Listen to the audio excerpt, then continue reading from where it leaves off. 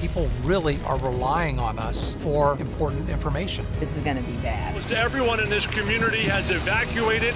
I just don't think anybody knew how many thousands of people were going to be affected. This is the strongest storm to hit the Texas coast since Carla, and this is going to be one for the books, and it's just getting started. We started talking about Harvey probably a week and a half out. Houston could potentially be hit with something. But none of us had any clue. There is Harvey right now making landfall. It went downhill really fast. Rockport's decimated. Port Aransas is decimated. It's like a bomb went off. They were the ones that got the brunt of the storm. The wind just blew apart buildings. There is a mandatory evacuation order in effect. It's been To be there when that storm made landfall, to feel its strength was a challenge. Harvey was going to take over the greater Houston area and really the entire Texas Gulf Coast. I mean, as a person, you go into panic mode, but as a journalist, you have to go into how am I going to disseminate information and how am I going to keep the people in my viewing areas safe?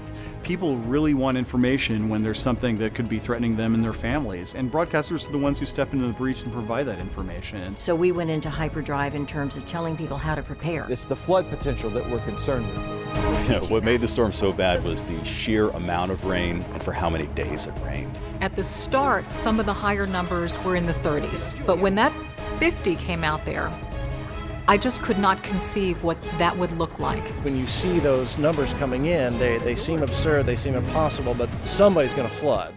Look down, and here comes a little bit of water. There you go. Yeah, that's Buffalo Bayou.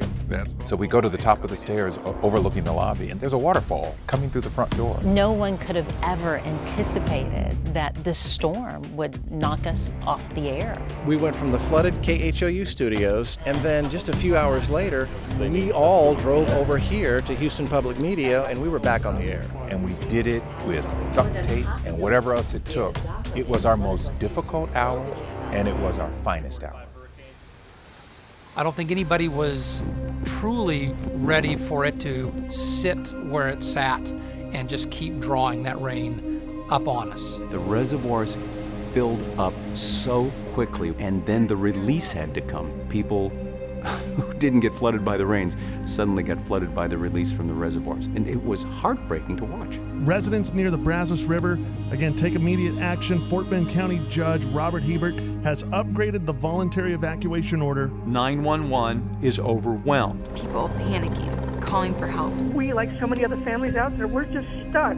They promised us that people were coming to help, but there just weren't enough resources. I said, can we ask private individuals to get involved?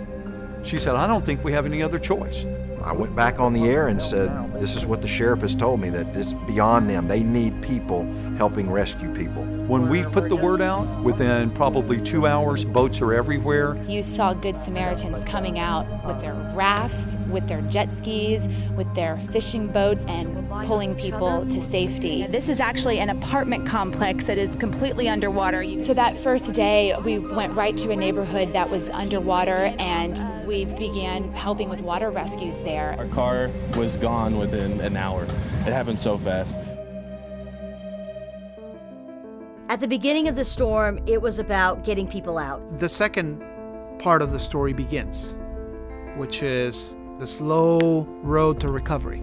This is really when it means something special and when it's expected of broadcasters. We have to continue to tell the stories of people who are rebuilding their lives. And they are taking donations for all of Southeast Texas. Hurricane Harvey changed the role of the radio station. Now you become this information source for the community.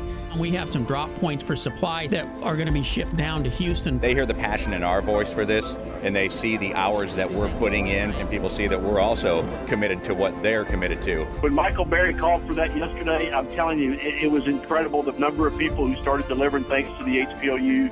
I feel like our jobs as first informers are paramount. They need us. The role of the local media in a disaster like this is to really be a lifeline for our viewers. and it's almost an instinct. You go out and you do it and you cover it because this is something that affects not only you personally or your family, but also millions of people. You're their eyes and ears, and they're sitting at home. If they had power, they were tuned in. I think we saved lives, and that's not something you get to do every day. We did our job, and we're going to keep doing our job until someone ever cuts us off the air.